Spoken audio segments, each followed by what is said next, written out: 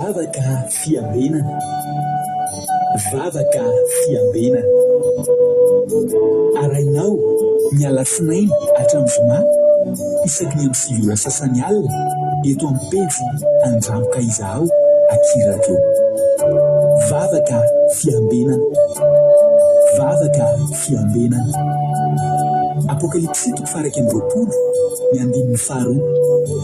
Ary nahita aho fa indro ny tanàna masina dia Jerosalema vaovao midina avy any an-danitra tamin'Andriamanitra, voaomana tahaka ny ampakarina efa miainga eo amin'ny vadiny. Vavaka fiambenana. Vavaka fiambenana. Arainao ny alasinainy hatramin'ny zoma isaky ny amin'ny sivy ora sasany alina eto amin'ny pejy Andramoka izaho Akiradio.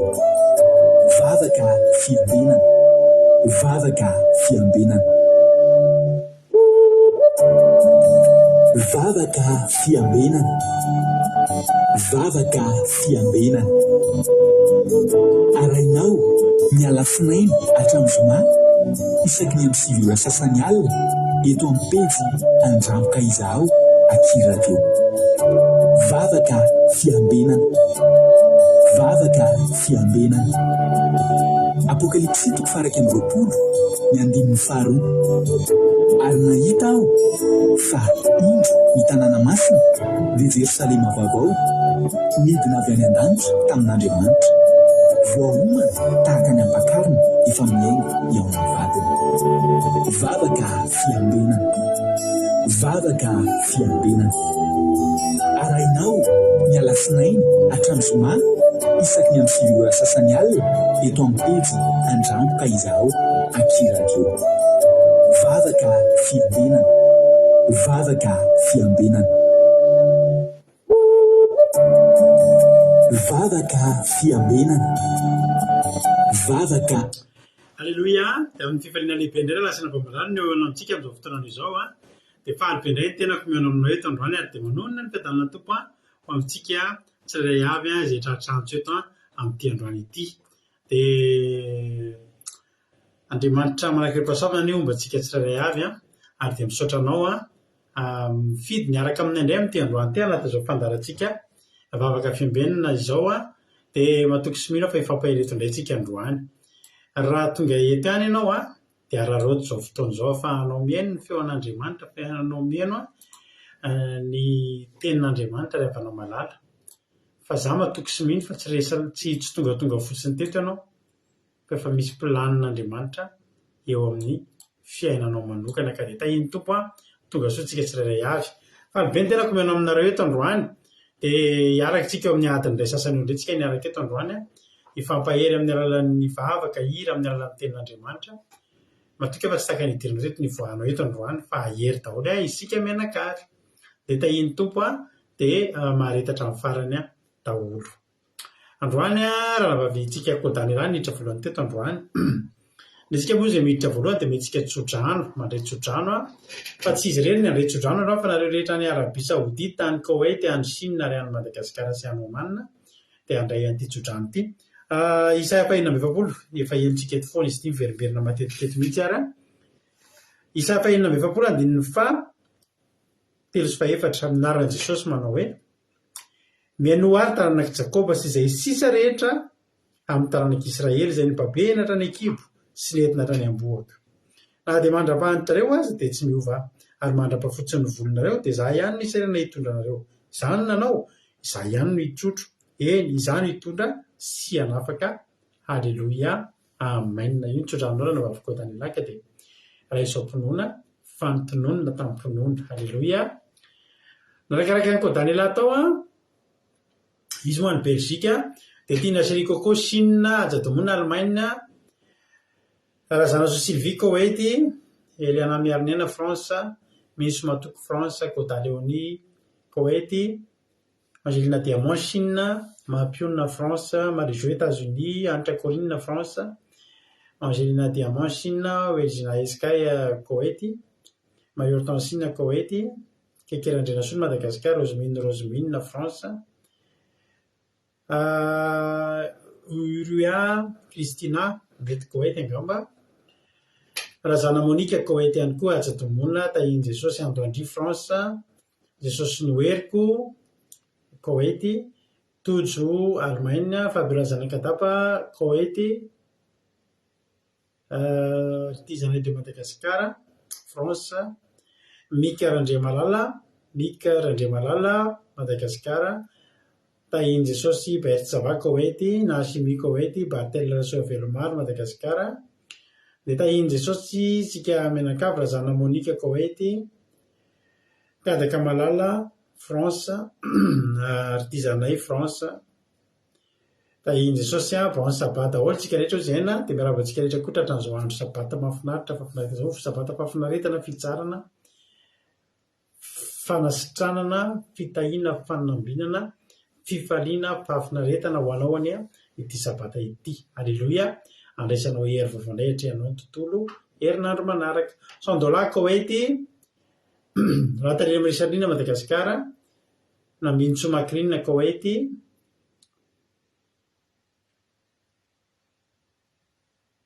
iza koa Aingo Irina Rodriguez Arabie Saoudite Jessica Patici France Fontaine Lalina France Iama Koety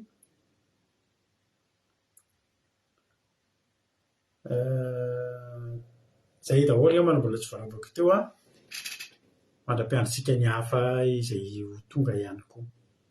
Halleluia. Dia tahiny tompo ary tsika menakavy dia nareo milohan'ny zavatra rehetra aloha hivavaka isika. Eo isika metraka ny fotoana ampiran-tanin'Andriamanitra aloha mpandrotsika hatrany raha nabavintsika Bartel izy nitondrantsika anatin'ny vavaka fanombohana androany Amerika ny fotoana ampiran-tanin'Andriamanitra. Fa milohan'izay aloha tahiny tompo Angèle Pagès France Nachela AMG France anniversaire Bartel koa androany Bartel mbola anniversaire ianao fa miteolina efa miarahaba io ndao tsika rehetra irary soan'ny raha nabavitsika Bartel tahiny tompo ianao raha nabavy Bartel dia tena ifamatra amin'ny andro iainanao ny fahasoavana sy ny fiadanana amin'ny Andriamanitra anao dia hanavao ny fanikany aminao isanandro any Andriamanitra hiantoka sy tantana anao amin'ny tany rehetra izay iainana alehanao sy amin'ny fotoana rehetra izay iainanao. Ka dia tahiny tompo dia tombo fahasoavana tombo fahasalamana hely tanjaka ara-no fara-panahy tahiny Jesosy Zoko Bartel. Zamina Kamaradin'i Jesosy France Nanosy Olga Koety Erika Rak France tahiny Jesosy tsika rehetra ndao azika hivavaka itody Raoul Soa tonga soa ndao ary rahavavy Bartel sady bon anniversaire nanao ny fitenenana. Misaotra pastera nanome fitenenana dia tahiny Jesosy ianao pastera dia tahiny Jesosy koa tsika rehetra izay tonga eto. Dia raisiko fifaliana lehibe ho ahy indray ry havana ny mbola ahafahako mitondra ny vavaka fanombohana eto amin'izao alinalina izao amin'ity vavaka fiambenana ity. Koa dia manasa antsika rehetra ry havana mba hiondrika eo anatrehan'Andriamanitra hanolotra sy hametraka izao fotoana izao eo am-pelantanany. Ry rainay masina tsara indrindro, mbola velom-pisaorana anao izay Andriamanitra fa mbola nikenao ho tonga eto manoloana anao izao. Iaino ny teninao, haidera sy hankalaza ny anaranao amin'izao alina izao. Handray ny fampianarana avy aminao, koa mangataka aminao izay Andriamanitra, arotsay ny fanainao masina mba hitoetra ao anatinay tsirairay avy tonga eto, mba ahay handray tsara ary homendrika mba handray tsara n'izany teninao izany ny fonay tsirairay avy. Dia apetraka hifeno am-pelantananao ny fitaovana rehetra izay miasa eto, ny telefona sy ny fitaovana any amin'ny pastera rehetrarehetra, ianao no hiaro an'izany mba tsy ho voakitikitiky ny devoly. Dia tsarovo Andriamanitra ireo namanay izay mbola any an-dala namonjy izao fotoana izao, ianao ny eny ampalalaka ny dian'izy ireo Andriamanitra. Koa dia apetraka hifeno am-pelantananao izao fotoana izao Tompo, manjaka eto an'io Tompo, aza vela hisy kitikitika eto ny devoly fa ianao no manjaka eto an'io izao. Koa dia fisaorana sy fankatelemana no atolotra ianao amin'izao fotoana mamy efa nomenao anay izao dia ny voninahitra Tompo, dia verina aminao rery ihany amin'ny anaran'i Jesosy Kristy ilay tomponay sy mpamonjenay. Aleloia, amen. Aleloia, mankasitraka be dia be andranam-bavy Bartel isika tao anatin'izay tao anatin'izay vavaka mamy sady matsiro nanomboana fotoana izay. Dia Andriamanitra mandrakariam-pahasoavana hamaly fitianao andranam-bavy Bartel dia mitombo ozitra dia mitombo fahasoavana hatrany hatrany mahireza foana amin'ny asan'ny tompo. Aleloia. Izy mbola tsy narabaiko teo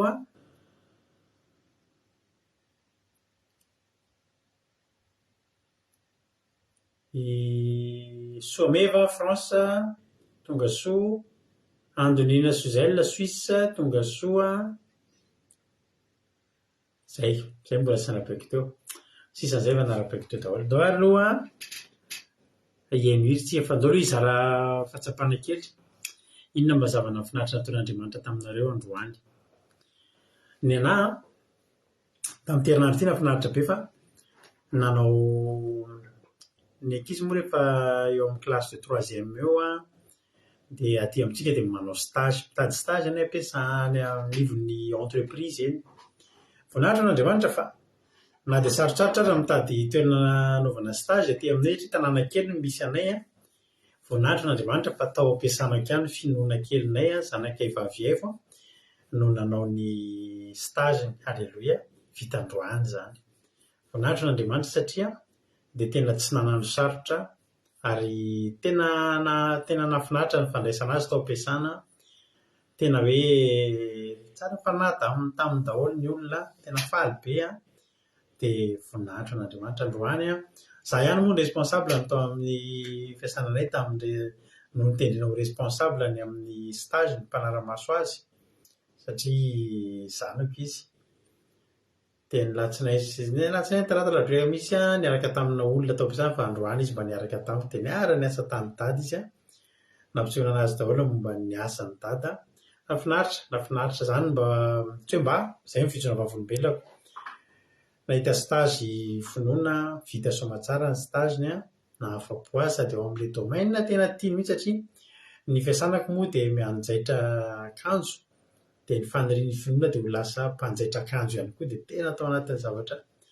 Efa hatramin'izy mbola kely mandraky teny mbola tsy niova mihitsy ny azy ny zavatra tiany atao fa dia resaka akanjo io tena mahafinaritra azy ny manao azy dia aleloia be faly zay ny anahy. Ahoana ny ianao? Inona ny ianao? Inona ny zava-mahafinaritra nataon'Andriamanitra taminao androany? Raha misy azonao soratana, raha misy azonao ambara.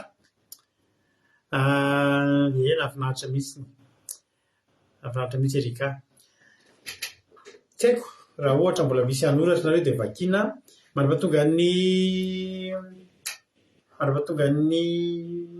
fijona vavolombelona nareo dia mampatsiahy kely sisa. Afaka ray volana latsaka kely sisa, ray volana mahery kely sisa, ray volana sy herinandro dia tonga amin'ilay fotoan-dehibe tsika amin'ny Pasika. Aleloia. Hanao Pasika tsika takanisa-taona ho atao aty an-tokantranonay ho anareo izay afaka amin'ny déplacé izay tsy afaka amin'ny déplacé dia ao anaty Zoom tsika hanao Pasika. Dia tahiny tompo ary tsika rehetrarehetra ny tontolo andro ny tojo voalohany dia nividy piesy tômôbila lafo be. Ary resaka tômôbila foana zany andralatojo zany tato ato. Ny voalohany dia nividy piesy tômôbila lafo be anankitelo. Zay za maty dia somary maika za dia atiny taona izy. Dia androany za vao afaka niverina anakazy dia hita atao soamantsara izy. Aleloia. Fa indray dia tonga aloha be ny olona hiasa alina ny diby dia afaka nody ara-potoana tsara. Aleloia. Mankasitraka andralatojo tamin'ny fijonana vavolombelona. Sotra n'Andriamanitra lehibe fa niakatra indray ny karamako. Impiry miakatra ny karamanitra nanam-pavoriana zany. Ampampiasa hafa, ampampiasa hafa indray. Aleloia. Dia nahita stage ny zanako lamatoa tera sy laza ho azy mandrakizay. Aleloia. Sotra Jesosy mahafinaritra zany. Zay na Jesosy ihany vita soamantsara ny semaine vetivety kely. Aleloia. Dia na Jesosy malala fa tena nafinaritra be ny journée-ny Someva androany. Aleloia. Alleloia. 5 sabata sisa. Zany hoe 5 sabata sisa dia le sabata fahadimy ve zany satria mahazo 5 sabata aloha sika dia amin'le sabata fahaenina vao amin'ny atimy manao pasika ranabavy. Alleloia. Voninahitra n'Andriamanitra hoy izy Erika fa androany tena nilamina be ny nataoko tany amin'ny stage dia tsy dia nisy zavatra hafa firy fa dia tapitra. Alleloia. Tapitra ny lera. Alleloia. Amen. Mahafinaritra izany.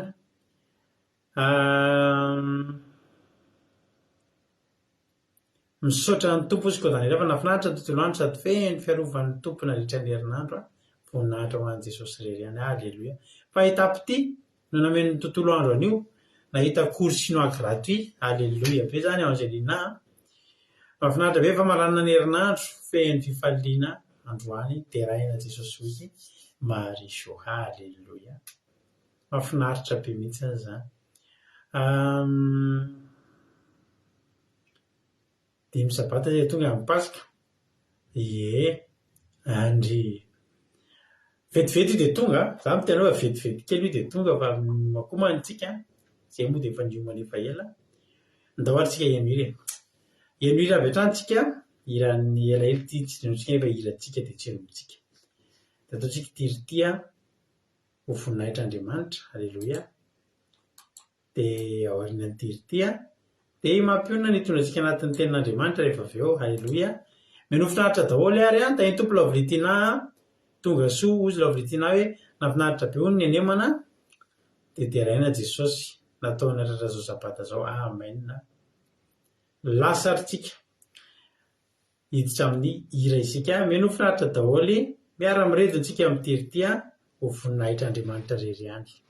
Amen.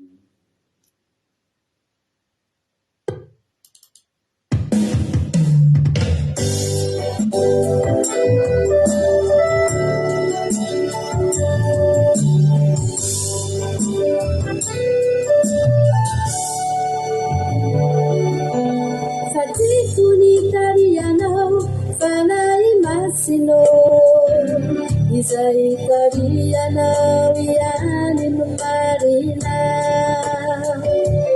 zay andrisiro lahatra ny saiko no izy fa tsy ny fahaizako tsy ny heriko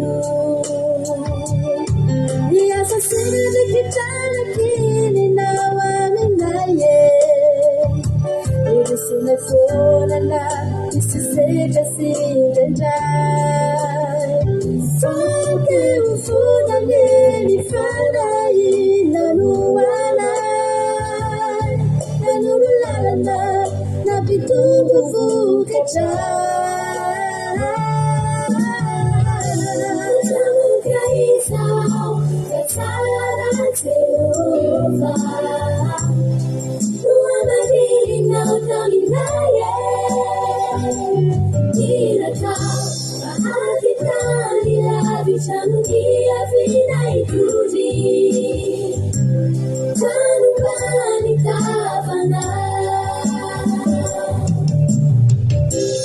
Jamuka isau Batsara Jehova Dua madina utaminaye Isanira kau bahagitani labi changia vina ikudi tanubani sanji naumaye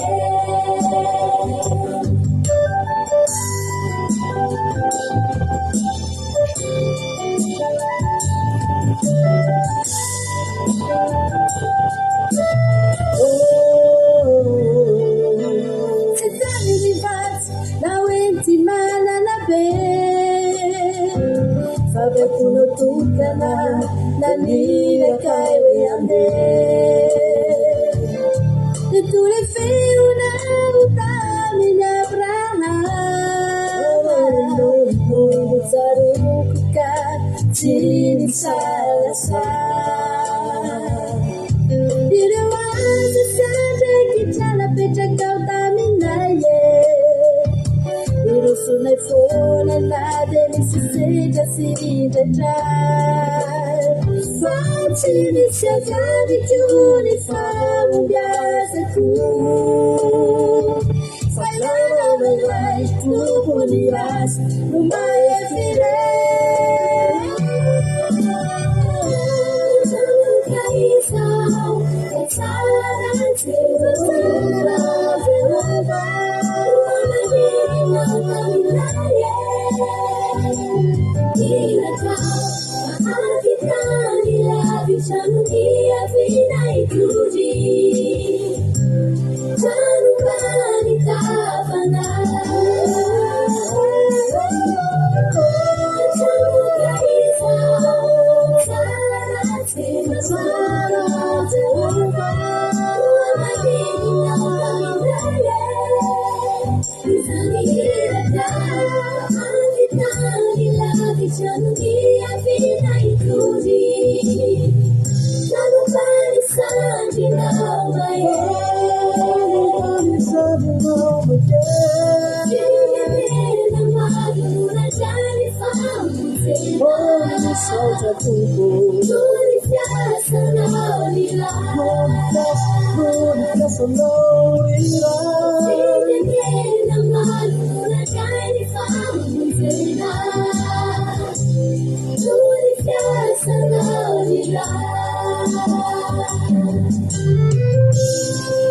Tsara fahaenina ny fahaefatra ny folo mandehana amin'izao oenao izao.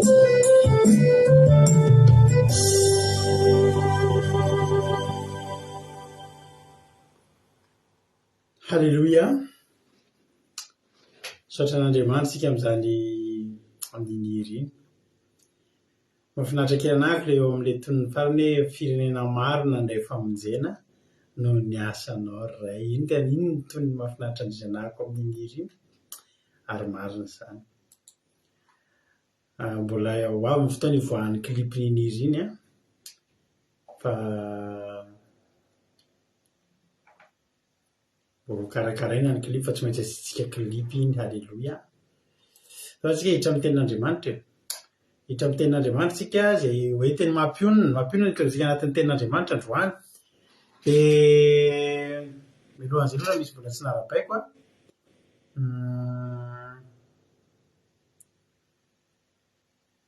izy koa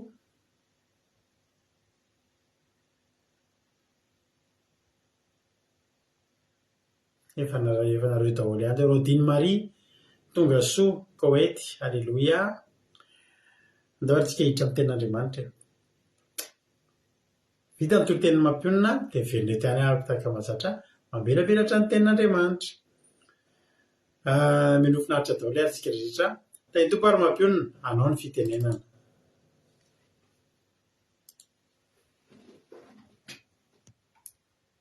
Miarabako antsika rehetrarehetra amin'ity androany ity ato anatin'ny fandarana vavaka fiambenana dia faly be mihitsy ny tenako miarabantsika amin'ny alalan'i Jesosy manona ny fitanan'ny tompo amintsika rehetra. Fifaliana ho no mitondra tenin'Andriamanitra indray androany ifampaherezantsika ato anatin'ny fandarana vavaka fiambenana. Halleluja. Tena ifampahery androany ary aminao fa raha miala eto ianao dia mahery ianao amakivaky indray ty alina ity sy mirapitso sy herinandro manaraka. Hijery tenin'Andriamanitra tsika raha asitsika titira kely ny toro-tenitsika androany dia hoe iza no mitondra ny fiainanao, entiny iza io fiainanao io. Halleluja. Ny zavatra anankiray rehefa Andriamanitra no mitondra anao ry havana malala na any amin'ny toerana manahoana na trangan-javatra tahaka ny ahoana ka na dia sarotra ary dia mahavariana fa amorain'Andriamanitra. Fa ny zavatra iray koa na dia zavatra tena tsy eritreretinao mihitsy aza hoe sarotra, toa zavatra mahafinaritra mihitsy indraindray zavatra mora, fa rehefa hidirany dia voly atsehatra dia ny fiafarany iny tsy maintsy ratsy ary tsy maintsy lasa mihasarotra. Androany ako te hampahery antsika hoe andaontsika hisafidy iza no mitondra ny fiainantsika amin'ny toro-teny androany ity. Hijery tenin'Andriamanitra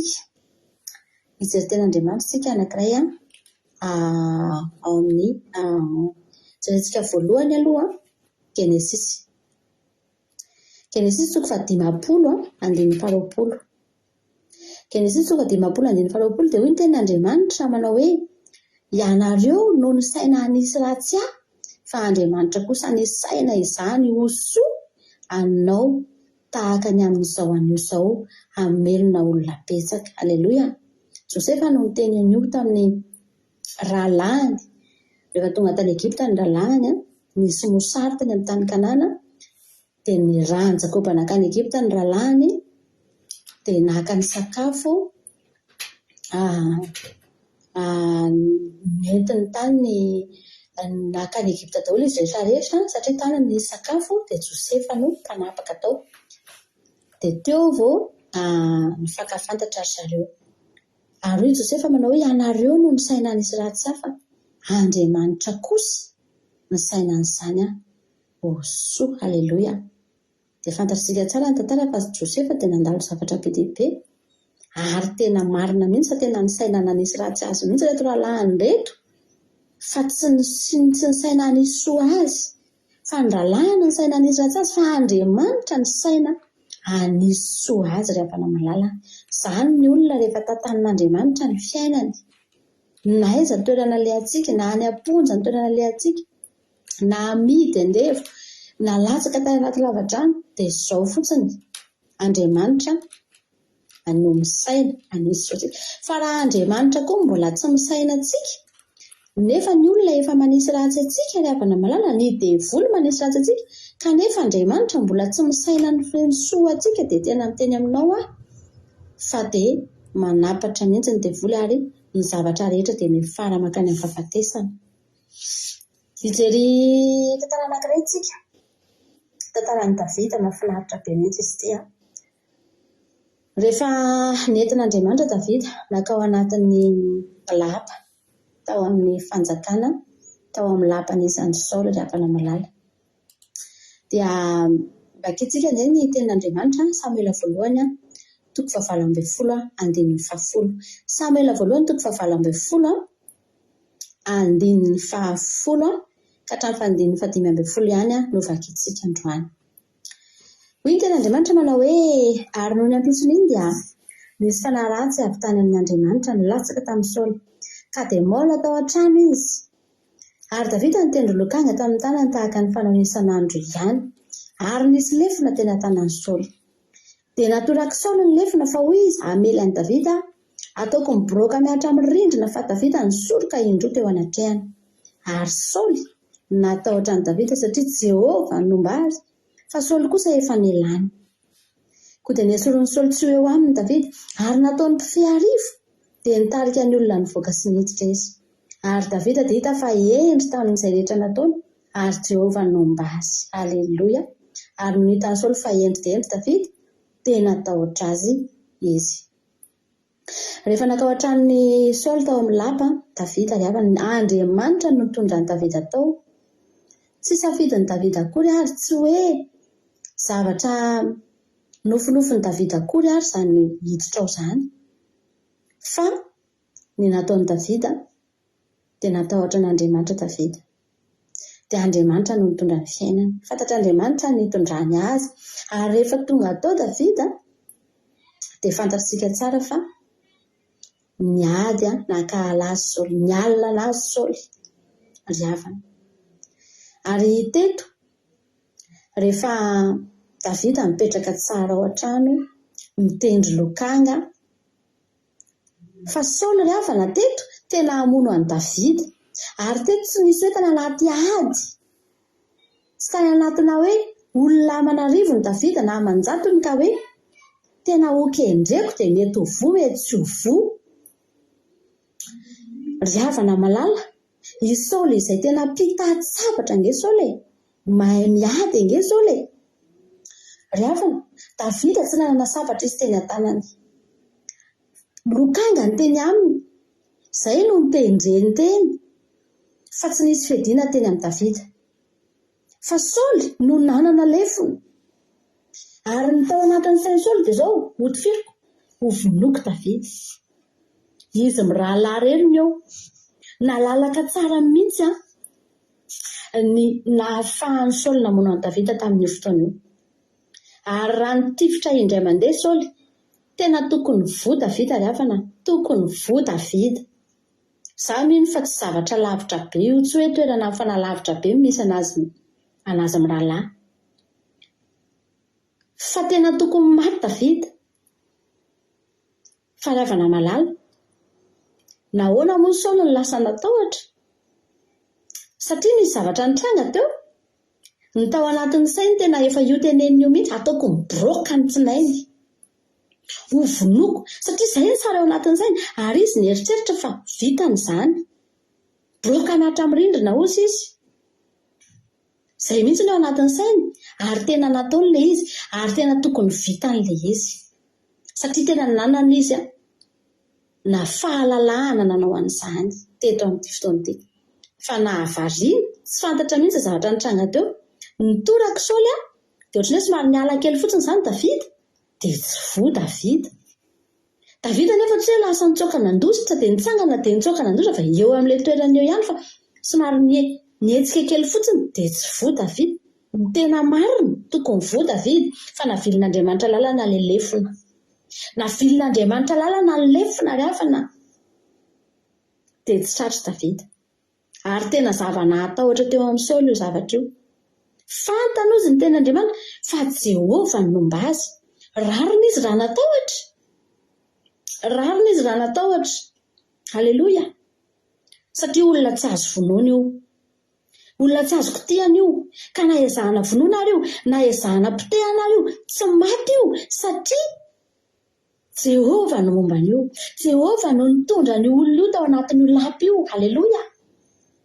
Andriamanitra no nanositra ny Davida ho tonga tao. Halleloja. Tsy mitovy amin'ny miaramila ny Saoly rehetrarehetra Davida raha tonga tao. Reny miaramila nofaniny reny. Fa Davida ry havana malala, tsy Saoly no nanofana ny Davida. Tsy Saoly no nampianatra ny Davida ny tantjavatra, fa Andriamanitra. Tsy ny rahalahy akory no nampianatra ny Davida, fa Jehovah. Halleloja. Rariny ny Saoly raha matahotra ry havana. Ianao io ny devoly matahotra anao ny devoly. Teneno mihitsy andrano hoe ny devoly matahotra anahy. Halleloja. Manipilefona foana ny devoly fa tsy mety voa mihitsy ianao. Satria mivily lalana ry havana. Mivily lalana. Izany teneniko anao hoe na dia misy zavatra efa tena gravy aza eo anoloanao, efa tena zavatra tsy ahafahanao miala intsony, zavatra tena hitanao mihitsy hoe tena maty, eto vao tena maty, tsisy fiadiana, tsy manana sabatra, tsy afaka manohitra. Ry havana malala, fa rehefa Andriamanitra no mitondra ny fiainanao, dia tsy mahavoanao izany. Miala ho azy fotsiny. Maherezy tsika rehetrarehetra.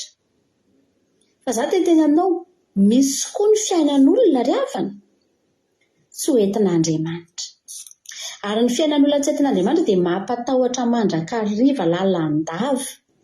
Za dia tena oza hoe Jesosy io. Tsy takatra ny saiko intsony ry havana izany hoe fiainako taloha izany tsisy an'Andriamanitra izany. Tsy tadidiko intsony hoe inona ary ahoana ary ny ainako tamin'izany. Ahoana ary no nahafahako ny aina tamin'izany ry havana, tena tsy tsaroako intsony ary tsy eritreritra n'izany akory ary zahako. Halleloja. Satria efa manana an'Andriamanitra izao. Dia efa hitako amin'izay ilay izy hoe aika mahafinaritra. Halleloja. Izao ny atao hoe manana an' Jehovah ho Andriamanitra.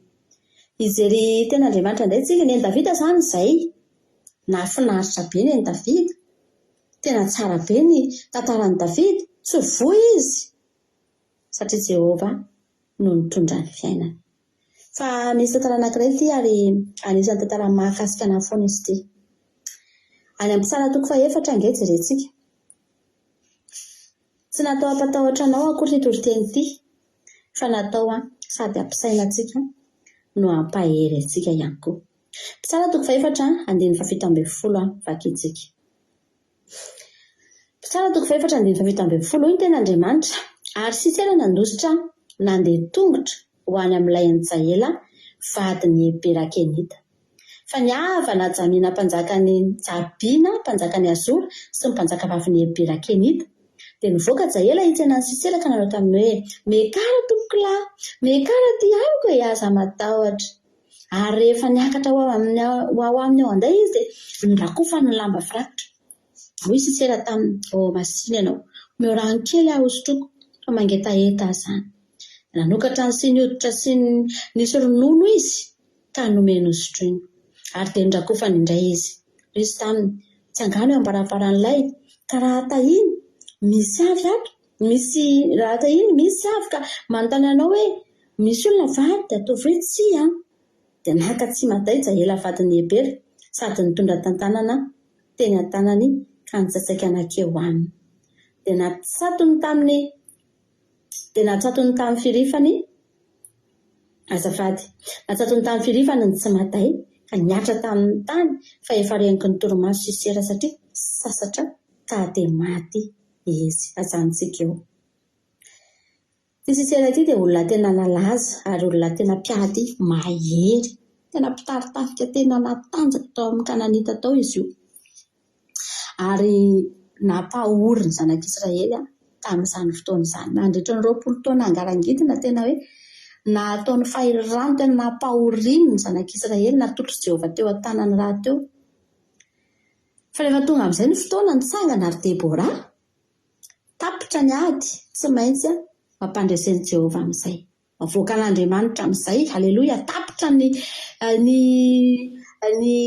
fizahanteo fa tapitra ny kapoka tapitra ny sasy fa hivoaka mpandresy amin'izay ny zanak'Israely dia Sisera dia olona zatra nandresy hatramin'izay zatra nanao fahirano dia nanangona ny miaramila ohatry ny mahazatra nanangona ny kalesy toy ny mahazatra sy vakitsika moa fa afaka mamakinareo ao ambony ao sangany amin'ny 1 ihany dia rehefa tonga ny fotoana dia nampifanaritàn'Andriamanitra ny fahavalo fanaritaka teo zany zareo ihany ny fanaritaka teo dia lasa Sisera nitsoka nandositra dia rehefa nitsoka nandositra Sisera ilay avana malala dia tonga tao hatramin'ity vehivavy atao hoe Jahela ity izy io olona io tsy hoe fahavalony tsy hoe Israely ihany io fa araka ny voalazantsika teo voalazany tena Andriamanitra teo fa niavana zareo zany hoe olona mpinamana olona mifanaraka tsara tsy mpifahavalo fa nahavariana rehefa tonga tao amin'io trano io izy dia nitenen'ny Jahela hoe midira fia ty mandroso dia tonga tao dia nikarakara iny tsara mba miorano fa mangetaheta dia nomeny tsy rano akory ary nomeny faronono ary tena nanana toko mihitsy Sisera hoe milamina zany tonga atao anatina toerana anankiray tena azoko antoka mbola nanafatra izy hoe raha misy miteny raha misy mitady dia teneny hoe tsy aho izy hoe satria tena nanatoky Sisera ravana malala fa ato anatin'ity trano ity misy fiadanana tena voaro ato tsy tratra ato milamina ato nangetaheta ato rano no tadiaviko dia ronono mihitsy no nomena reraka dia nahazo fandriana nahazo lamba mafana tsara firakotra tsara fa tsy fantatry Sisera ravana malala fa fandrika io aika tonga tao izy tao anatin'ilay natory tsara mibonika tao anaty lamba no vonoiny Jahela izay vehivavy kely anankiray tsy nianatra ny ady olona vehivavy kely anankiray tsy miaramila akory tsy lehilahy akory nefa Sisera dia lehilahy mpitady sabatra mahery mpiady mpitaritafika ny Kananita ary tena nalaza zany Sisera zany ravana fa vehivavy kely anankiray i Jahela no nahafaty azy teo amin'ny fandrinany tena hoe zavatra tsy nampoizina fa adisompanantenana ary misy olona tena mieritreritra ravana hoe toerana anankiray tohotry ny milamina tohotry ny anana mpiadanana tohotry ny faliana tohotry ny misy zavatra rehetra tohotry ny mampafanafana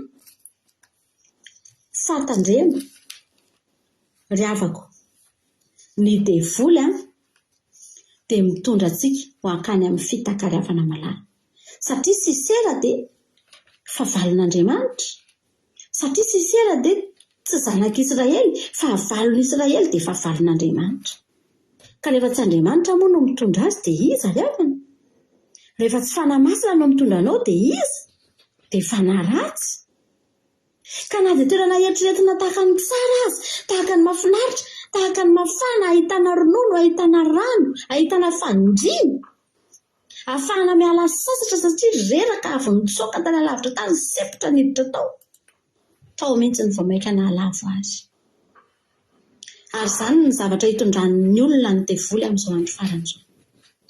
Hoentin'ny devoly ny olona makany amina toerana anankiray eritreretin'ny olona fa tsara, ahitana fafinaretana, ialana sasatra, mahita ronono, mahita rano, ary indrindrindrindra mahita fandriana, ahafahana matory, mirakotra lamba mafana.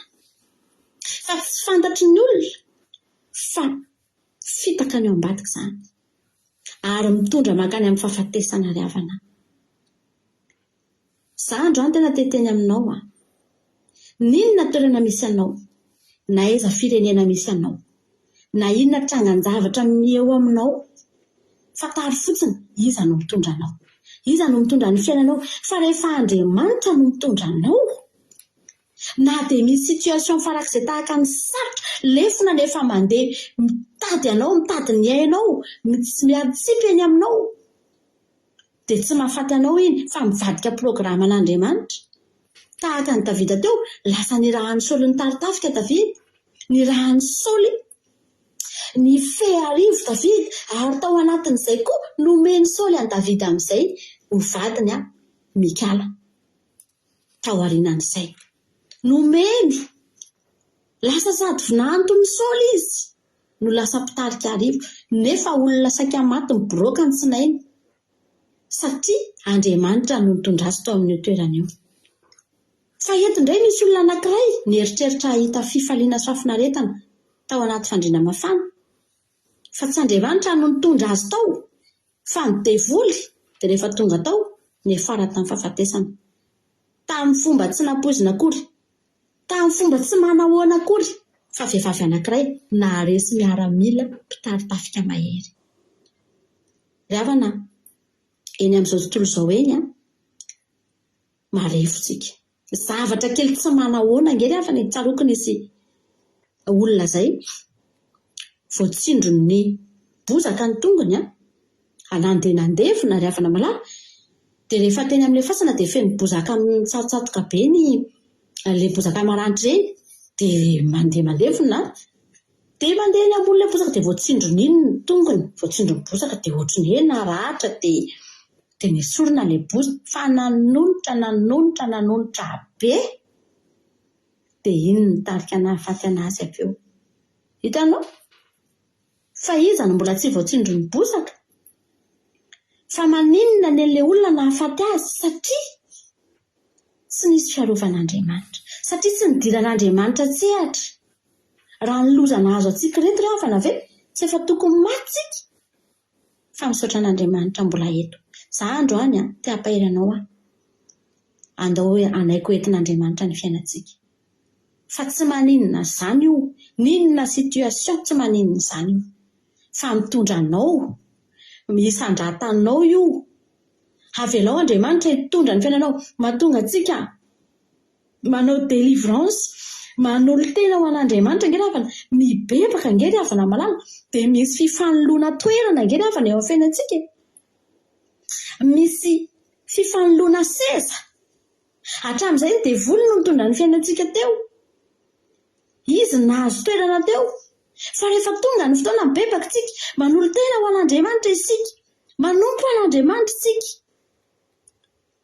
dia misolo toerana, miala ny devoly, dia miditra Andriamanitra. Ka na mbola ilay situation io ihany azany eo, fa Andriamanitra amin'izay no miditra eo, miala ny devoly, dia tsy afaka manararoatra n'intsony ny devoly, fa mivadika ho soa. Aleloia, araka ny tenin'ny Josefa teo, lasa mivadika makany amin'ny fahasoavana ilay zavatra iainanao, fa tsy meratsy, tsy mivadika, tsy mitondra anao any amin'ny fahafatesana. Tia anao Jesosy minao finampaherentsika, izany ten'Andriamanitra izany voninahitra ao an'Andriamanitra irery ihany. Aleloia, amen. Aleloia.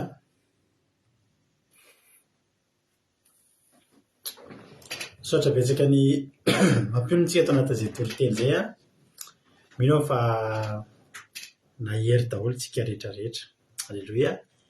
Mino fa nampahiranao zany toriteny zany ary nandraisanao fampahirezana sy lesona. Aleloia. Mahafinaritra le izy hoe tao anatin'ny trano anankiray Davida,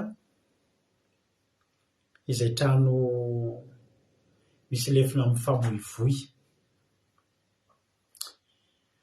Azo atao ve sotra mampionina dia Andriamanitra manakaipa-sara maro tianao aloha dia mitombosa dia mitombo fa soavana hatrany hatrany.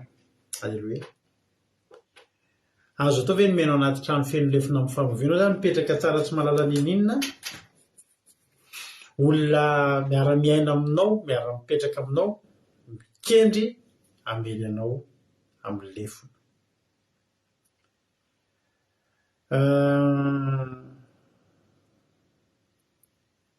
Ozy izy Josefa hoe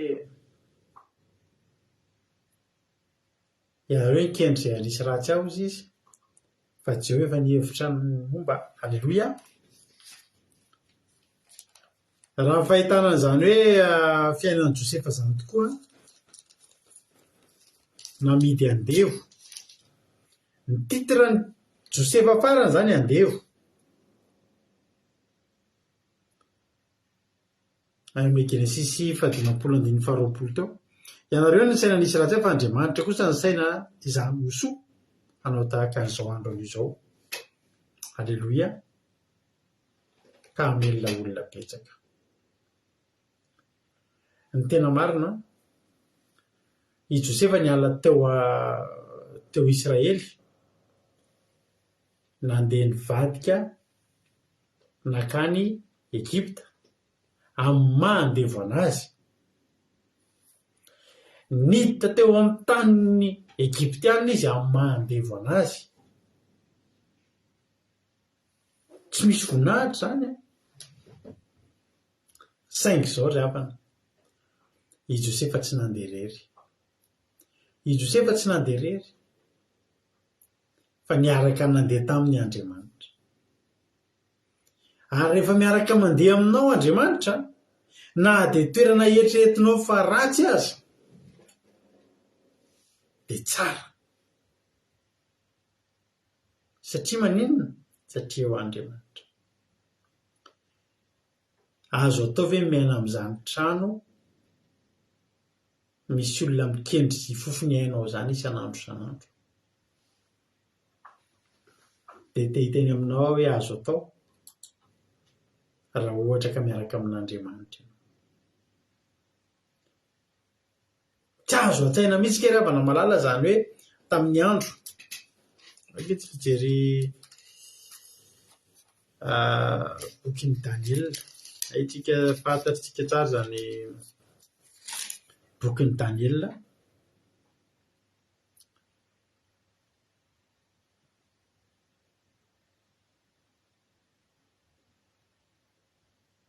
Bokin'i Daniel 3, ny amin'ilay laforo mirehitra-afo. Halleluia.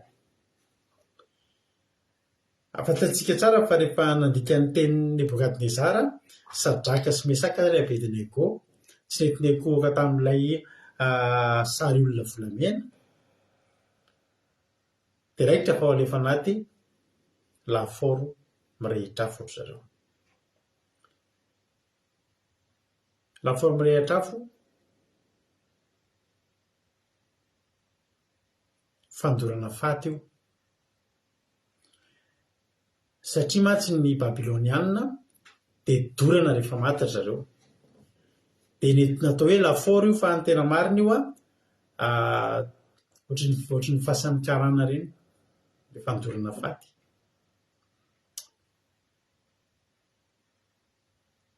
Ny maty ny doranao satria tsy mahareny ninona intsony. Tsy mbola nisy olona velona niditra tao. Ao anatin'ny laforo mirehitra-afo tsisy fiainanao, tsisy olona miaina afaka velonao, tsisy fiainanao fa maty daholo miditra ao, ary izay maty miditra ao dia lasa lavenona.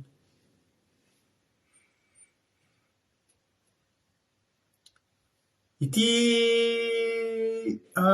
laforo mirehitra-afo ity dia nosokafana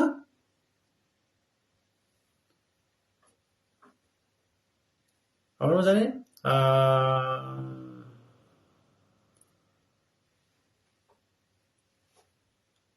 inona moa ny azo andikana zany fa tsy mahita teny gasy akory fa nosokafana tamin'io andro io exceptionnellement zany ho ana olona velona olona velona zay vao nisy olona velona na tsipy tao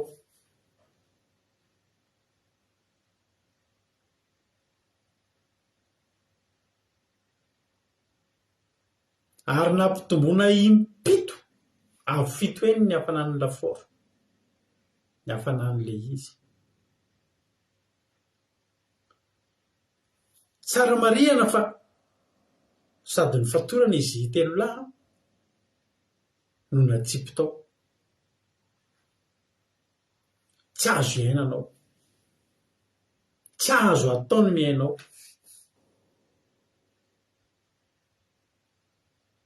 satria nahoana nisy olona nanakaiky an'io laforo io dia nisy olona le olona nanipy azy telo lahy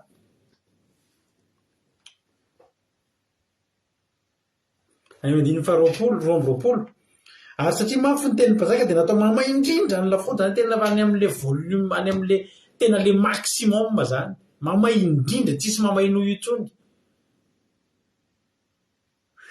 io ny farany teo ambony io ny max ary satria mafy ny teny mpanjaka ka natao mamay indrindra ny laforo dia matin'le lafo lehilahy izay nanipy any isadraka sy mesaka sy Abednego tsisy fiainanao olona ny aina olona velona nanakaiky an'io fotsiny to dia maty andeha hanipy azy telo lahy dia maty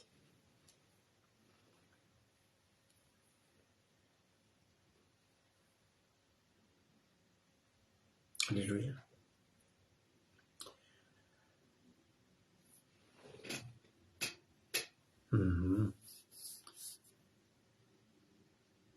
misaotranareo tamin'le izy fa tsy hoe tsy hitako le teny fa tsy hoe za kory tsy mahay teny gasy sanatria telo vazary mbola ianarana fa zay ny tonga dia misaotranareo ny manina manokana zay nosatarana ampidiran'olona velona nisokafana pabe maso misaotranareo fa efa azonareo le izy fa zao ny zavatra nafinaritra rehefa tonga tao anatin'ny laforo natsipy tao izy telo lahy dia tsy maty fa mbola ny aina nandehandeha ohatry ny fiainana andavanandro ihany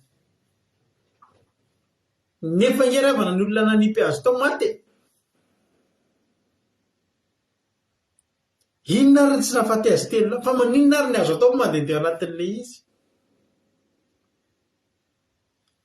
ny antony tokana dia zao nisy lehilahy faefatra niaraka tamin'ny zareo tao gaga Nebokadnezara diny faefatra amby roapolo dia talanjona Nebokadnezara mpanjaka ary nitsangana faingana izy ka niteny tamin'ny mpanolotra iny moa tsy telo lahy mifatotra va no natsipitsika tao anatin'ny afo tena maro ny mpanjaka ireo ka nanao hoe mariny zany ry mpanjaka ary izy ko indro mahita efa-daty sy mifatotra mandehandeha anaty afo nefa tsy maninona akory izy ary fijery ilay evitra toy ny zanak'ireo Andriamanitra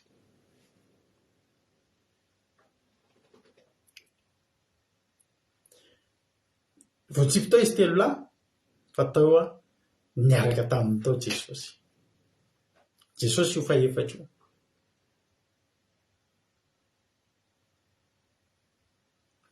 ny fiarahany tamin'i Jesosy tao no natonga andrareo afaka ny aina na dia tao anaty laforo azy misy raha ohatr'izay mihitsy misy raha teny anglisy zay misy ohatr'izay mihitsy ilay hoe velona zay na dia anaty laforo ary halleloia velona zay na dia anaty laforo mamay ary satria maninona satria ianao aminay ny laforo ry havana ny laforo mirehatra hafa na fito eny na folo eny na ny mahery na mamay indrindra na mamaymay azo atao ny miaina ao anatin'izany rehefa miaraka amin'i Jesosy laforo mamay iny zao io fiainana iainantsika amin'izao tontolo izao io ny trano nisy any Davida, ny trano ny solja nisy any Davida feno loza. Mba azonao zay zany hoe ianao variana mampifalifaly an'le olona efa mikendry anao. Na rehefa ataoko miboroaka ao izy nefa tena neka ataony miboraka teo mihitsy ny tsanain'i Davida. Fa navitany aina tao Davida. Satria nahoana?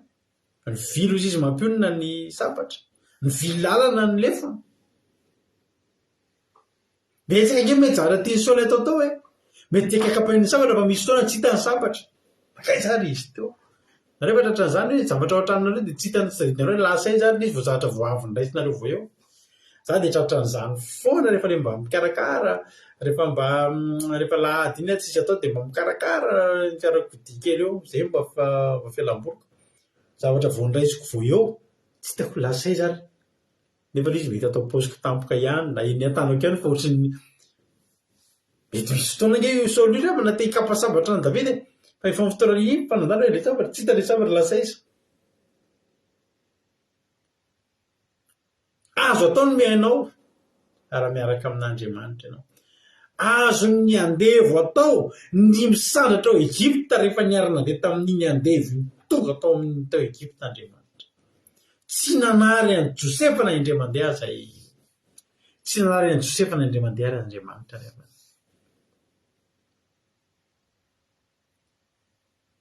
Tena teneniko anao. Nahavelona an'i Josefa dia ny fiarahany tamin'Andriamanitra. Nahatonga azy ny tahin'ny tompo ohatrin'iny. Ny olona rehetrarehetra ratsy. Fa na dia eritreretin'ny olona raha fa ratsy ny zavatra andehananao io. Na dia nampidirin'ny olona kizo ary ianao. Ka Jesosy manaiky miditra amin'ny kizo ao aminao. Dia za miteny anao fa tsy tafidy kizo ianao. Na dia mamaitaky ny ahoana ty laforon'izao tontolo izao ity. Raha miaraka amin'i Jesosy ianao, mandehandeha ao anao anatiny io. Sady tsy mifatotra. Sady tsy maty indrindra. Za miteny anareo fa rahanareo mandinika. Mafy zao ny fiainana. Tena hitako, tena tsapako. Zany fiovan'ny fidim-piainana eto France zany tena tsapa tanana. Zay taloha, rehefa miantsena zay matetika zoma arivo zay manao course. Zay ny mianaka. Dia taloha, eo amin'ny 120 € eo. Ny sakafo sy ny kanokanona vidinay rehefa zoma. Dia feno be mihitsy ny sary hoe tena feno. Rehefa mandeha miara-miantsena zay taloha dia ilay zanakay ireo mbola kely dia mipetraka eo amin'ny sary eo mijaby sary eo izy roalahy. Fa rehefa miantsena feno io sary eo dia mialo anaty sary tsisy plasin'ilay zazakely intsony zany fa feno miavoavo 120 € eo 130 €. Mbola tsy ela zany talohan'ny Covid reny. Mino fa mahatsapa an'izany daholo. Fa zao zany 100 € zany tsy fefaky ny sary eo akory.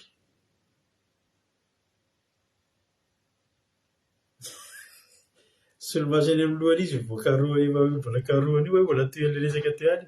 Hoy izy tody rano solomaso ary eny amin'ny lohany dia karohako ohatr'izany. Fa fefaky ny sary eo zany 100 € zany zao. Ary zao ianao eny an-tsena eny miova ny endriky ny olona. Miova ny endriky ny olona ny miantsena anaty magasin, anaty grande surface. Taloha ny olona maka azao olona remarque anareo mitondra taratasy kely, mitondra calculatrice zay, calcul zavatra. Dia jerena kely ery ilay vidin'izy dia mipetraka dia solona zavatra. Fa jerena ny vidiny dia mieritreritra tsy ohatrany zavatra tsy dia tena ilainy ty. Dia tsy mividy zavatra renarena zany intsony zany fa zavatra tena tonga dia mahavoky. Taloha fa za avy namina marika zavatra ambany ka hoe mora satria ohatry ny ambany karazana. Fa zao ny ambany karazana ny dritra voalohany. Ary sotsika fa ozy tadidiko foana tenin'ny Lala Jonathan tamin'ny toriteny misaotra an'Andriamanitra izy malagasy. misaotra an'Andriamanitra sisy Jonathan Malagasy, za koa misaotra an'Andriamanitra. Ka tsy tsisy ambarankaraza zany le tsika ty mabotrabotra tsika foana reny ny olona no mifidy an'izany. Za mananavana zay saiko nefa nio izy loha amin'izao fiainana sarotra zao. Fa tena raha rano samy rano reo ihany izy tsy mividy an'io mora izafy ny azy le lafo ihany. Dia jereny daholo reny soratra amin'ireny ihany dia samy gofrety zao ihany no vidiana fa jereny misy tsy vidy aty raha vao mora dia jereny daholo dia le lafo dia ny azy ihany rehefa metsy izy any amin'ireny grande surface le lafo vidy be rehefa tsy maneho amin'ilay tsotsotra ho azy ara-pamem-bahoaka. Taiko na mbola ohatr'izany izy aloha zao fa za aloha mahita mafy ny fiainana zao. Mafy ny fiainana zao. Ry havana. Memamay ty lafaoro ty. Ty zao tontolo zao ty ny lafaoro. Za manaraka promotion foana izy hihaja tomony.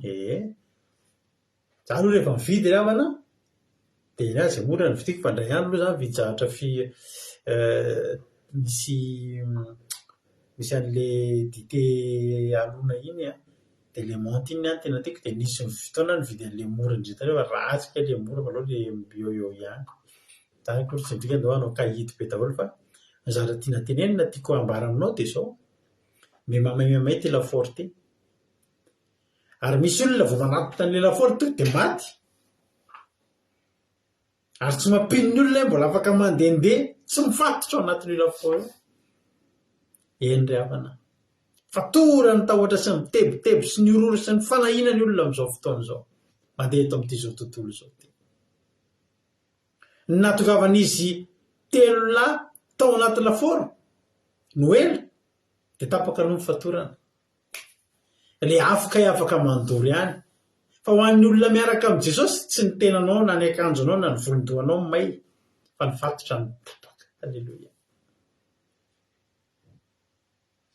Azonao atao tsara ny miaino anaty lafaoro. Fa aza adino mila miaraka amin'i Jesosy ihany. Azonao atao tsara ny miaino anaty trano anankiray feno fankahalana misy lefina mifamoivoy. Fa mila miaraka amin'Andriamanitra ianao.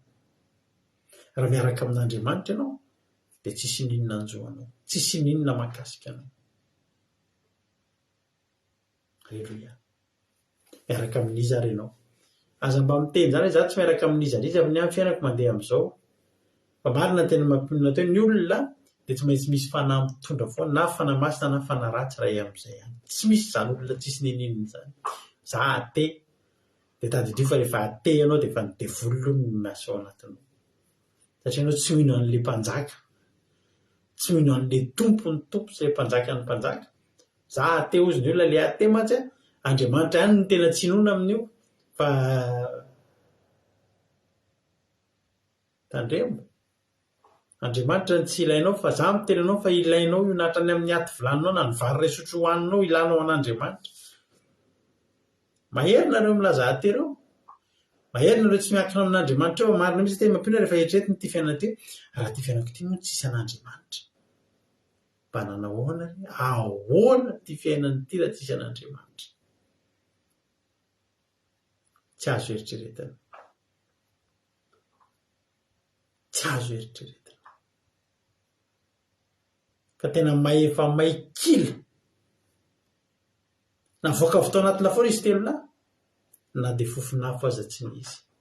Na ny volo aza tsy mikaikona.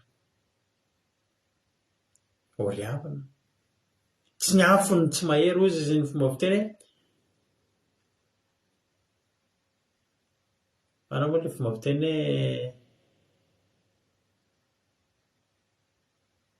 tsy ny toaka no mahery moa fa ny betsileo manina moa. Tsy ny betsileo no mamy fa ny toaka no mahery. Tsy ny betsileo mamy fa ny toaka no mahery moa. Sadika ireo no ilay fomba fiteny izay izy rehefa ilay betsileo. Ka tsy ny afo ny tsy mamay. Fa ny fiarahana amin'i Jesosy ahafahana miaina anaty afo miredareda. Ampitomboany fiarahanao amin'Andriamanitra. Arakaraky ny amin'ny Arakaraky ny hamafiny ty fiainany ty ny tokony ekinantsika bebe kokoa amin'Andriamanitra. Mahavariana mahita olona amin'izao andro farany sy fiainana mafy zao vao manariny mamano fifamatorany amin'Andriamanitra. Tsantaina ny malemy fa ny toka no mahery. Ka aleoka ny mahery misaotra lehibe manambotso. Ndao hiankina amin'Andriamanitra ravana. Raha zaho izy na sila tsy misy dikany fiainako raha tsy misy an'Andriamanitra, atao fitoeranao ny fiainako Jesosy eo. Alleluia. Amen. Mahatonga antsika mbola ohatr' zao. Mahatonga asy ianao mbola tsy mibroka ny lefon'ny Satana tahaka izao. Mahatonga antsika mbola tsy mahay niafy tahaka an'ireo nanipy an'izy telo lahy. Satria miara-mandeha amin'ilay olona faefatra tao anaty lafaoro izy telo lahy. Ny fiarahana mandeha amin'i Jesosy ahafahantsika mbola miaina tahaka izao. Misy tamintsika mety efa mipikapika kely ny problème raha io problème izay iainantsika. Zay tamin'ny herinandro ity misy niarika problème kely zay. Tamin'ny larobia angamba izy. Larobia na talata. Dia zao fotsiny ny tokony hivady zao andao rehefa vita ny fandaminana andao hivavaka. Hivavaka amin'i Jesosy. Andao akatahana amin'i Jesosy fa inona io ny problème tsy va. Problème inona io tsy va. Alleluia.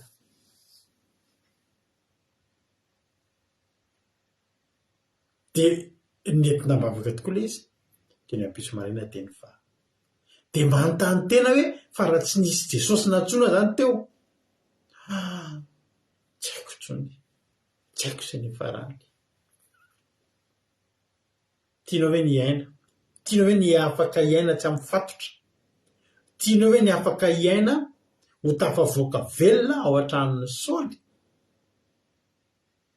Ndao hivavaka. Ndao hiara-mandeha amin'Andriamanitra. Ndao hametraka ny fiainantsika eo am-pelatanan'Andriamanitra. Fa izany ihany ny ahafahantsika mivoaka, tafavoaka, mivoaka mpandresy amin'ity fiainana ity. I Josefa dia tsy nitsahatra tsy nanatsahatra ny fiarahana tamin'Andriamanitra tany Egypta. Dia gaga ianao variana mahita lehilahy anankiray namidy ho andevo fa lohany foana. Hatrany amponja izy lohany. Hatrany amponja avy izy mbola mpifehy gadra. Tao amin'ny tranon'ny Pôtifara izy pifehy ny mpanompo rehetrarehetra. Ary rehefa tonga teo anoloan'ny Farao fehany Egypta iray manontolo. Izany ny olona miaraka mandeha amin'Andriamanitra. Iza misaraka amin'Andriamanitra. Mba miara-mandeha amin'Andriamanitra. Iza miaraka aminao. Iza no. Iny moa natao mampinona titra an'ilay toloteny teo. Raha onareo izay natadidy. Ndao izy izy asiana titra kely ty toloteny ity dia izy ary natadidy an'ilay titra kely.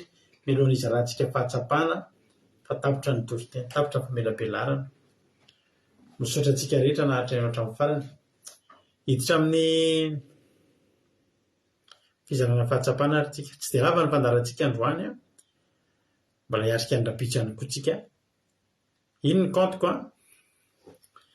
Iza no mitondra ny fiainanao izy. Iza no mitarika anao.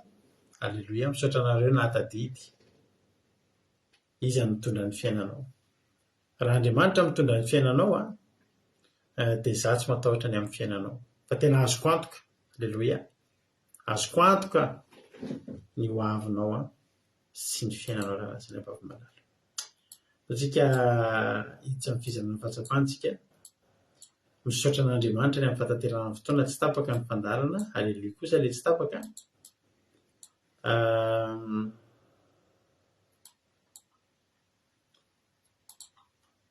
Soriavana fitezapady. Efa misy olona tafiditra ao fa aloha asiana sarin'ilay olona. Alleluia. Asitsika sarin'ilay olona.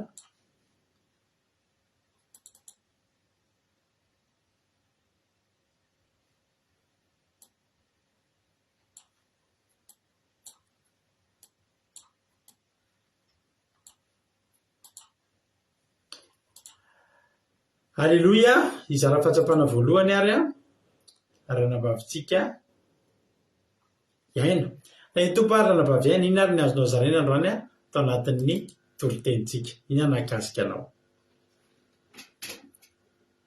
pastera dia tany sika rehetrarehetra mankasitraka pastera ny fitenenana dia mankasitraka anareo mivady koa tamin'ny toriteny mampahery be mihitsiny a dia tsara be mihitsy le lohatena izany miaraka aminao dia nakasika be anahy le teo amin'ilay hoe raha miaraka amin'Andriamanitra ianao a ka na dia tafidiko kizo arany kanefa miara-mety kizo aminao Jesosy dia tsy kizo intsony io fa ivoaka fandresa io lasa fitahiana dia amen terana Jesosy. amen mankasitraka ny aina ihany koa tao anatin'ny fizarana izay fahatsapana mahafinaritra izay foy fa mahafinaritra be ilay fizarana fahatsapana andao ary tsika ampiditra olona hafa manaraka indray halleloia tay tompondray ary a izy indray manaraka ao aloha ao izy indray manaraka ao ambadika ao taso aloha ary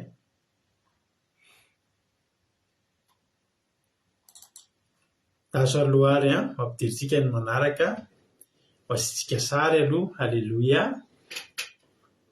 andry kelitsika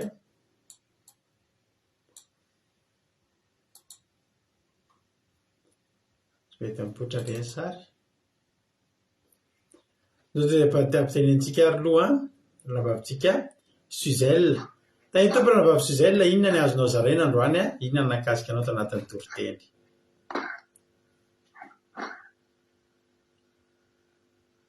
Mankasitraka pastera rehetra dia mitabe anareo mifapady toriteny androany nampahery Jesosy mihamafy sampitombohitra nareo mandrakivy halleloia aminao nakasika androany pastera nakasika be daholo ny toriteny fa tena hoe nakasika manokana dia le teny zoko mampiona hoe misy an'le olona anankiray izay hoe voatsindrina botsika fiaina Jesosy dia zavatra rehetra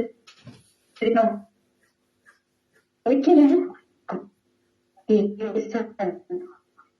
ngeza noho izany nefa dia mbola fadijoro kana Jesosy ny fiainantsika dia mampahery be mihitsy izay teny zoko mampiona izay dia napra dia le tenen'ny pastera hoe raha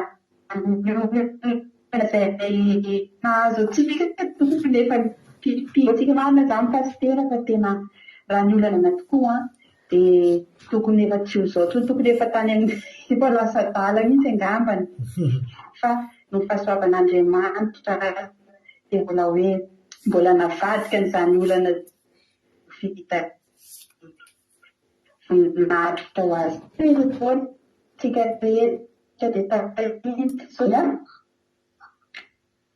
halleloia somary tapatapaka moa ny fifandraisana tamin'ny zoko Suzelle teo a halleloia fa nefa ny misy hevy ihany le izy hoe raha ohatra tokoa izy ka tsy teo Jesosy mety efa tany amin'ny 18 kosa ka ny sasany tamin'izay sasany tany amin'ny 19 ka tany amin'ny 20 tany misy zavany raha zao amafy ny fiainana zao no tsisy Jesosy sahoana ozy nareo ry havana tahiny tompo misaotra ny Suzelle tsika mbola misy hafa mizara fahatsapanao dia mbola ho ampandrosoantsika ny sasany dao ampandrosoantsika indray ary ranabavitsika Aingo Nirina Rodriguez inona indray ary ny azonao zaraina androany ranabavy aingo anao ny fitenenana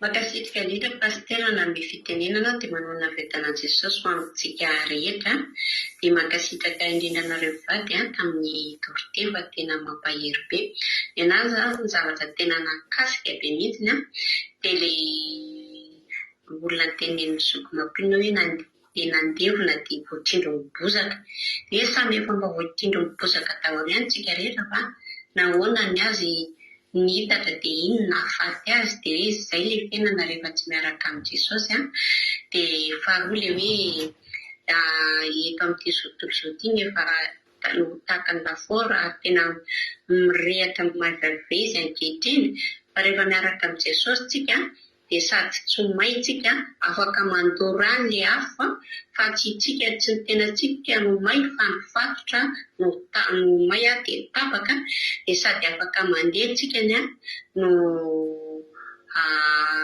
tsy may rehefa miaraka amin'ny Jesosy. Dia izay ny tena nakasika tenahy dia mankasitraka indrindra tain'i Jesosy. Aleloia, amen.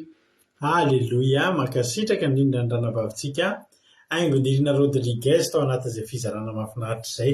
Mbola misy ao aza maikinareo fa mbola misy ao, mbola misy zara-patsapanao Nao mpanzotsika indray ary ny manaraka ranavavitsika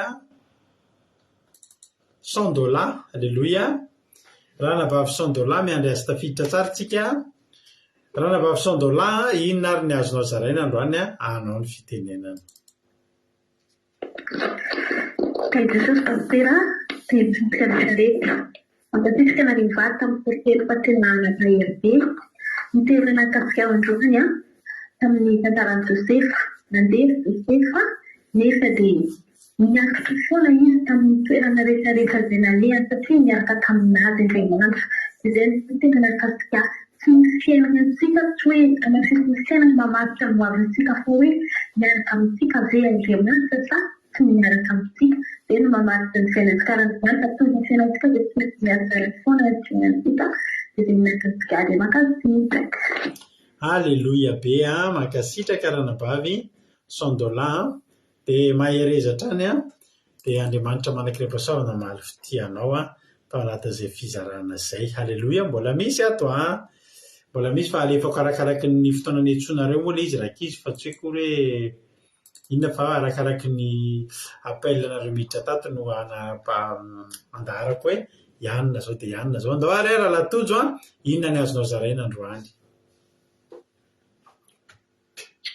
Izao sy tsika rehetra mankasitraka anareo mivady tamin'ny tonteny fa nampahery sady nakasika no nampisaina. Aleluia.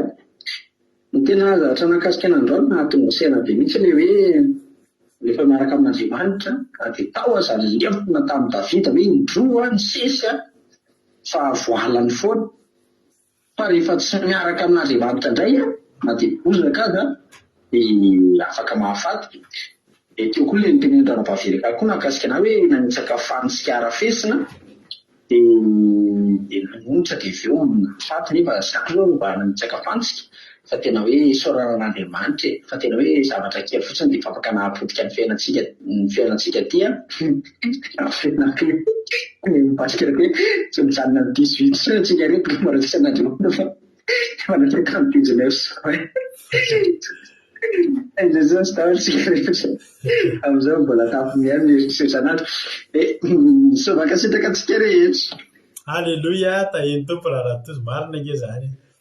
Any amin'ny 18 raha izay tsy malala mantsy sao dia nareo tsy avy any Antananarivo fa any amin'ny 18 any amin'ny 18 kilomètre miala an'Antananarivo misy fitezana adala dia zay mahatonga tany amin'ny entina any amin'ny 18 dia vao miteny hoe any amin'ny 18 dia fa any amin'ilay misy an'ilay izy zay. Taheny tompo indray ary mba hampiditra olona hafa rehefa voandretsika za solo asiana sary. Aleloia, taheny tompo tiana rakoto ary zaka anao ny fitenenana inona ny azonao zaraina androany. Tahiny Jesosy pastera dia tahiny Jesosy atsika rehetrarehetra. Mankasitraka pastera, mankasitraka anareo vady miteny mamy tena mamy androany. Ny nakasika anao aloha dia misaotra anareo groupe 1 tamin'ity herinandro ity fa tena nafinahitra be daholo ny toroteninareo, tena hoe nakasika anahy, tena nampahery anahy. Dia teny azoko sy tena maneno izy ity tena mipetraka tany am-boko sy tena nampahery anahy andro zany pastera le teny teo hoe rehefa tia ny olona dia tena hoe mampalahelo tokoa rehefa malala tena le olo ireny miozonozona hoe tsy mila an'Andriamanitra, tsy mila an'Andriamanitra ohatr'izao. Nefa tsika rehefa malala tena mila reny olo ireny le miteny foana hoe rehefa akaikikaiky ny faty dia iny ny hamaky baiboly, iny ny antran'Andriamanitra nefa amin'iny fa tena hoe tsisy hevitra efa c'est trop tard hoy izy vazaha. dia maninona koa izy ity nefa tsika mila an'Andriamanitra foana tsika na any anaty afo na inona fiainantsika na inona zavatra mandroantsika amin'ny fiainana dia mila an'Andriamanitra foana tsika. Ary rehefa misy zavatra mahazo antsika rehefa eo am-pelatanan'Andriamanitra, rehefa mino an'Andriamanitra, rehefa apetrakantsika ampelantan'Andriamanitra ny fiainantsika, ny fahamarinantsika dia ninena zavatra mahazo antsika dia arovany fontsika amin'ny zavatra rehetra ary tsy adino.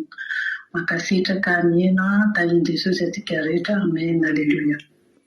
Aleluia. Mankasitraka indrindra ny ranavavy Kotarizaka tao anatin'izay fizarana izay. Dia misaotra anareo rehetra foana amin'ny fizarana fahatsapana. Andriamanitra manakira fahasoavana any amin'ny fitianareo dia mitombositra dia mitombo fahasoavana hatrany hatrany raha lasana vavy malala.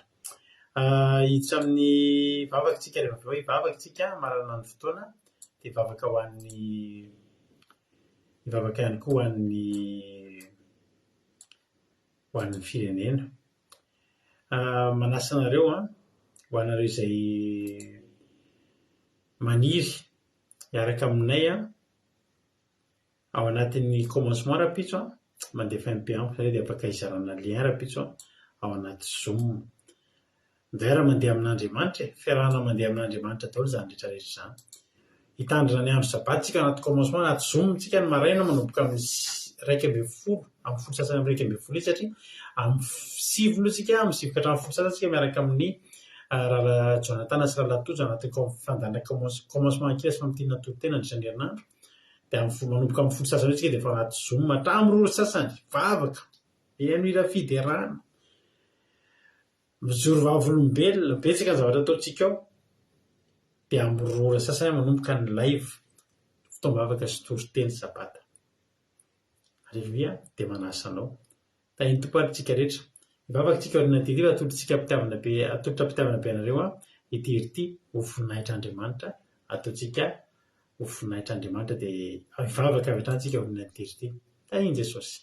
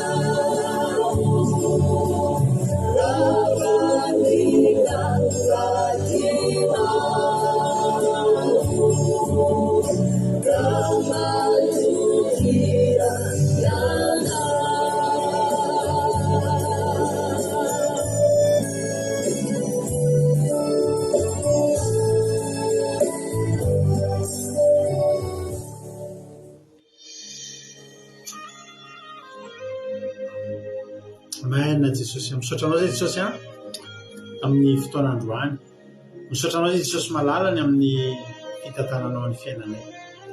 Totosa somatsara teto Jesosy izao fotoanan'io izao. Ho anao ny voninahitra, ho anao ny tera ny haja sy ny saotra. Misaotra anao Jesosy satria fahasoavana avy aminao no nafahanay nifampahery teto androany.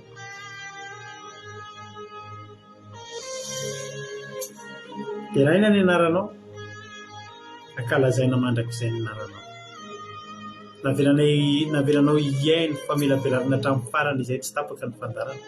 Misaotra Jesosy malala, misaotra ny amin'ny teny, misaotra koa tamin'ireo mpanomponao izay tonga teto sy naharitra hatramin'ny farany teto Andriamanitra. Nagatahako aminao Jesosy dia izao, voafafy ny fo, ireo ny fanahinao masina nondraka izany, mba tonga izany amoa avy zato eny, arivotsy manapatapela, ka oloharano miboiboiky anatin'ny tsirairay avy ny fiainana mandrakizay. Misaotra Jesosy. Pereka aminao ty alina ity ho alina feno fitsarana Jesosy. Pereka aminao koa ny sabata fotoamba afaka sy ny tontolo andro rapitso eo ambany fiainao sy fitantananao. Dia tena hoe hiara-mandeha aminao zay Jehovandriamanitra araka izany toriteny zany. Hiara-mandeha aminao zay raha matory zay mbola eo aminao, raha mifo zay mbola eo aminao, fa eo aminao ihany ny mahatsaranay. Tena laza saotra sy voninahitra be ny zavatra tsy voalazako teto Andriamanitra. Betsaka amin'irety olonreto mety miarandra zavatra. Tsisy miafina aminao ny fiainanay na dia ny volondohanay aza vo isanao Andriamanitra. Ka dia jereo akaiky ny fiainan'ny tsirairay avy. Izay maniry omeo, izay mitaraina mba henohy, izay miandrandranao aza velanao midiso fanantenana Andriamanitra. Misaotra voninahitra anao hatramin'izay dia mandrakizay aminy. Halleloia. Amen. Ivavakantsika amin'izao fotoan'izao amin'ny firenena izao mpanosihana lahantsika Jonathan hivavaka ho an'ny firenena. Hanao ny fitenena raha Jonathan. Mankasitraka pasitera amin'ny fitenenana dia hiaraka hivavaka azy. Izao sy iray mahalala tsara indrindra mbola misaotra betsaka anao indray Jesosy ny amin'ny tena izay mbola mianao anay androany. Dia tena marina mihitsy izany Jesosy hoe tsy eo am-pelantananao Jesosy dia tsisy marombaka. Inona mety asa amin'ny vavalo, mety asa amin'ny maizina Jesosy eo amin'ny fiainanay dia efa miaraka aminao izay Jesosy dia arovanao amin'izany dia tena hoe sambatra Jesosy manana anao. Izany Jesosy ny fifalinay, izany Jesosy ny fahasoavanay hoe manana anao izany satria dia ianao mihitsy Jesosy miara amin'ny fiainanay momba amin'ny fiainanay rehetrarehetra manontolo anao Jesosy manaraka. Inona asa amin'ny maizina, inona mety hoe eritreritry ny fahavalo amin'ny andrinyananay na potika anay dia eritreritra fotsiny any an-trareo Jesosy fa ianao no miaro anay dia tsisy maharombaka mihitsy. Dia vao ampelantananao dia misaotra anao ray malala, misaotra anao fa tena hoe sambatra izay manana anao. Dia ankehitriny Jesosy mbola mitondram-bavaka ho an'ny firenenay izay satria ao Jesosy miavinay, tsy hainay Jesosy sy mitondram-bavaka an'izany Madagasikara izany Jesosy satria dia tsisy miafina aminao Jesosy ny zavatra misy amin'izany firenena izany. Miseho daholo Jesosy ny faharatsiana amin'ny karazany tsy voatanisa Jesosy fa dia tena hoe mampalahelo Jesosy malala. Dia ankehitriny Jesosy dia mitondram-bavaka amin'ny firenena izany tena hoe vangeny fondro malagasy Jesosy mba tena hoe hitodika aminao Jesosy, hiantoraka aminao Jesosy tena hoe anao sitraponao Jesosy, tena minaja ny teninao Jesosy mba ho voataraka amin'izany tenin'Andriamanitra izany. Satria ny ankamaroana malagasy Jesosy dia mbola miaina anatin'ny fanompoan-tsampy. Raha mivavaka Jesosy dia mbola matimaty, tsy tena mivavaka, tsy tena manao ratsy fa dia eo an-tenatena nefa Jesosy izany dia alanao alohan'ny vavanao. Evangely fondro malagasy Jesosy mba tena hanompo anao Jesosy, mba tena ho tia anao Jesosy, anao tena hoe zava-dehibe ao amin'ny fiainan'izy ireo. Mitondram-bavaka izay Jesosy ao mitondra fivavahana Madagasikara mba tena hanao ny asa anao Jesosy, tena hoe tena hitoro ny filazany tsara Jesosy fa tsy hoe filan-javatra fotsiny entina hanaovana an'izany asan'Andriamanitra fa tena hoe hamangy anao Jesosy, hamangy an'izy ireo dia tena miasa anao tokoa izy ireo Jesosy malala. Dia arovy any ampigadrano any amin'ny hopitaly ireo malagasy rehetra Jesosy tena hoe arovy mba hitodika aminao izy ireo Jesosy malala dia mamindra anao fo Jesosy izany firenena izany. Dia ny voninahitra ny edianao irery amin'ny tombo tsara indrindra dia tsy ampanao taloha indrindra ka anao mora mandrakizay. Saotra tombo malala. Alleluia. Amen. Halleluia. Mankasitraka indrindra raha Jonathan tsika tanatin'izay fandraisana anjara vavaka firenena mahafinaritra mamy izay Andriamanitra manaka fahasoavana mahafitianao tongotra dia mitombo fahasoavana hatrany. Misaotra mampirona koa tamin'ny toriteny, misaotra ihany koa tamin'ny ranovabatera tamin'ny vavaka fanomboana, misaotra nareo rehetra izay nizara-pahatsapana dia indrindra misaotra nareo rehetra izay tonga niaraka tamin'ny tety koa fa raha tsy tetinareo dia nangingina rery teto izay. Ho an'Andriamanitra rery ny voninahitra dia raha laza saotra ho azy raha mbola sy tonga amin'ny Roalanitra Jesosy ka tahitoko venana soamatsara tsika dia rehefa avy eo amin'ny 7 maraina tsika dia efa mihaona indray ao anatin'ny fandaharana commencement kely sy famotinana toriteny rahana amin'izy mirahalahy Jonathan sy tojo avoalomainina. Tahitoko daholo dia raha pitso indray mihaona kely radio point radio 1 2 3 4 5.com afahanareo meno minonja-peo akely radio dia samy tahiny tompo mahereza daholo. Amen.